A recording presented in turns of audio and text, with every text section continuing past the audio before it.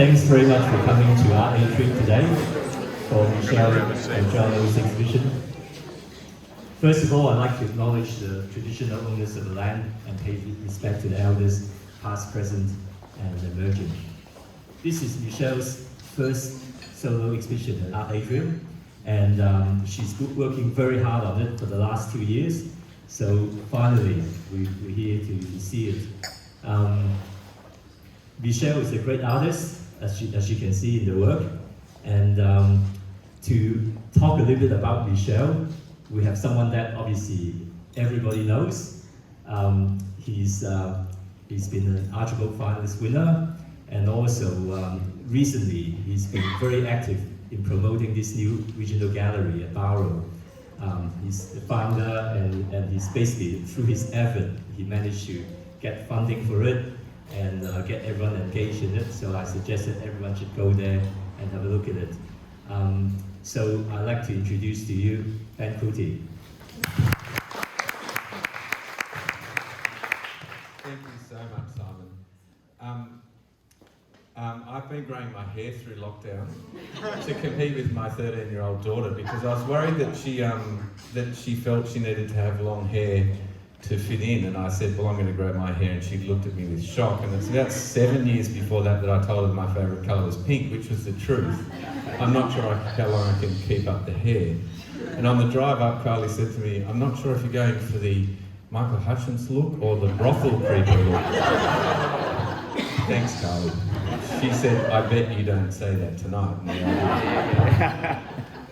Nanangula, the gallery which Simon so generously mentioned, wouldn't have happened without the support of people like Michelle. And Michelle's joined that board, and she's a fierce advocate with Guido of all things art, as most of you in this room, I'm sure, are aware.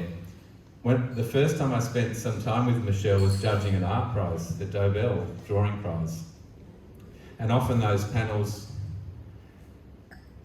got to be careful what I say here. I remember judging many years ago an art prize, and it was by application, long texts. And when I came to the day to judge, I was the only person who read the applications, which made me furious as an artist. But when I judged with Michelle, she was incisive, clear, honest, and really, really creative. And I thought, there is someone that I'm a fan of for the rest of my life.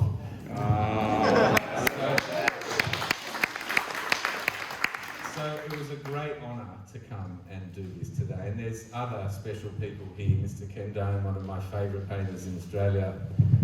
Jamie Barraquette, fellow board member of the Art Gallery of New South Wales, Nanangula. What a Freudian slip. The more important Nanangula Gallery in Belgiorno. And Simon, thank you. What you do is very special. You've been such a beautiful and positive force for good in the art world in Sydney for so long, and it's so lovely to see this happening here. Which is a building that Jimmy Barnes used to inhabit, so you can only imagine what used to go on there. And Jimmy's a great mate, and I know that he'll be so excited that Michelle, your show's here, and I've let him know that he needs to walk in and have a look. Michelle's work's obviously is a take on the landscape, a very, very visceral response, I think, as much to the landscape as to being alone. And the practice of making art requires you to be on your own. It's hard to converse, it's hard to mind children or grandchildren, 2 tiny ones she has. You can't do it unless you are on your own. And there's a really interesting thing, I think, in these works, that not only are you on your own, but you're on your own in beautiful places in the Australian landscape. It's a tradition that has been around for 60,000 years, and I feel that people like Michelle and I are just adding to that incredible vibrancy over so many millennia. There's also a real reverberation, I think, of Japan, just from looking at these works, and I know that she has had a long interest in those things.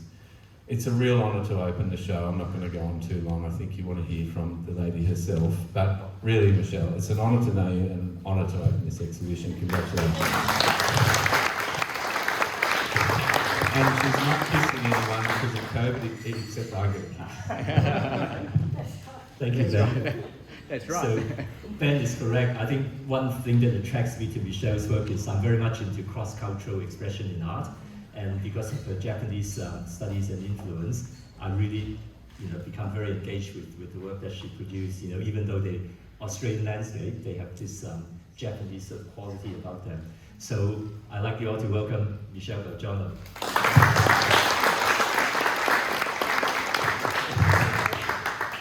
Look, thank you everybody for coming. Can you hear me? That's good.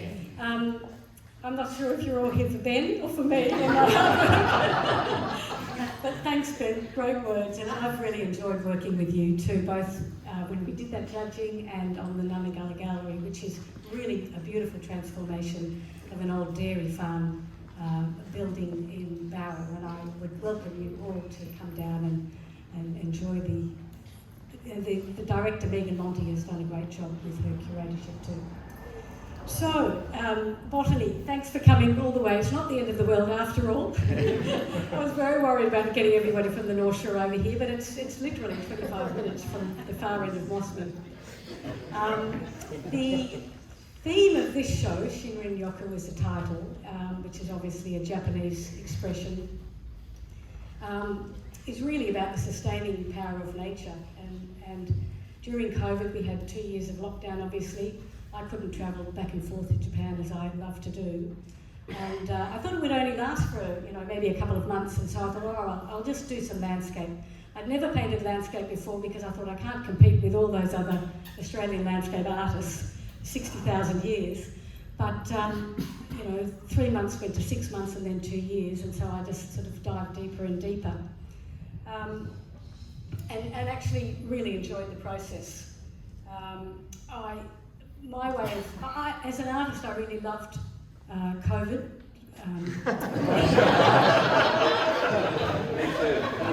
Fantastic. I mean, Guido, most of you know Guido and me, and our lifestyle is out 3-4 times a week.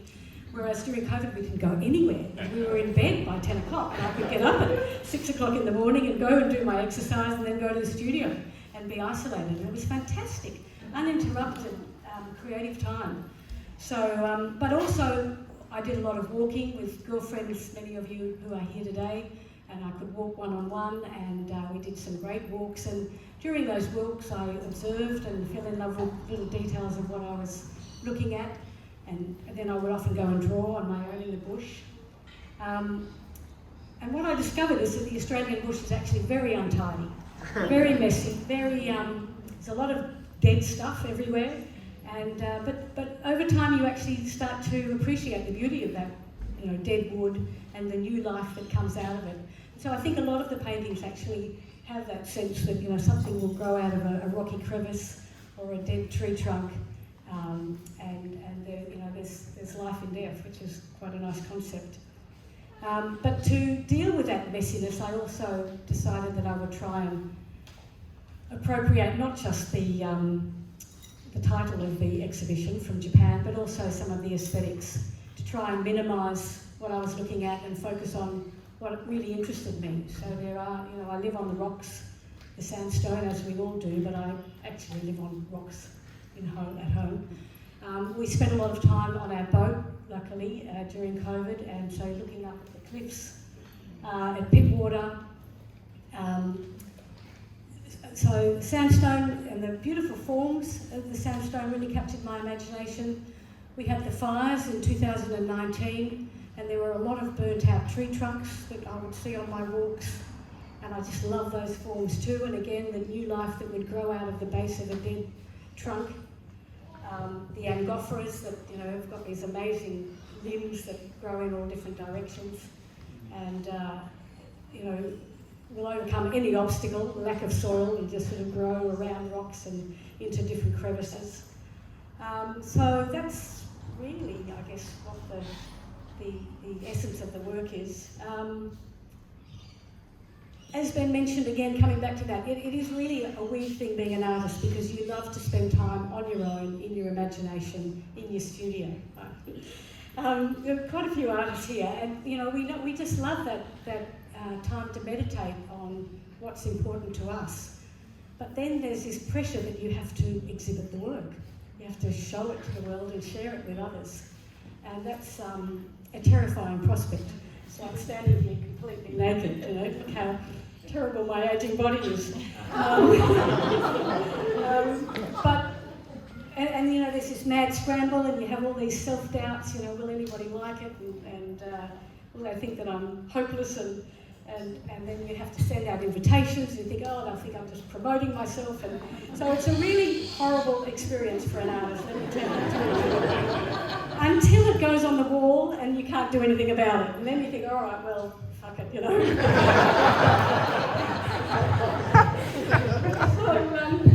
I'd like to thank Simon. Thanks very much for your support and for, you know, giving me the opportunity to show. I have to thank Guido, my husband, who's put up with me, particularly in the last couple of weeks. But he hasn't been easy either, because it's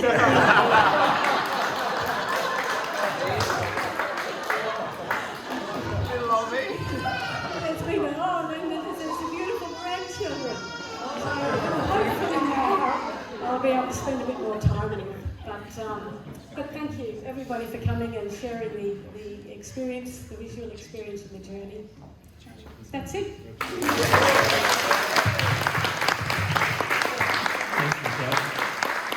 I think that's the reward, well, I call it reward inverted comma, of any artist when they spend so much time in the studio to be able to actually show the work here and engage with the public, you know, and talk about the work. So I hope that you enjoy the show, and if any one of you is particularly engaged with any work, you should come and see me. Thank you.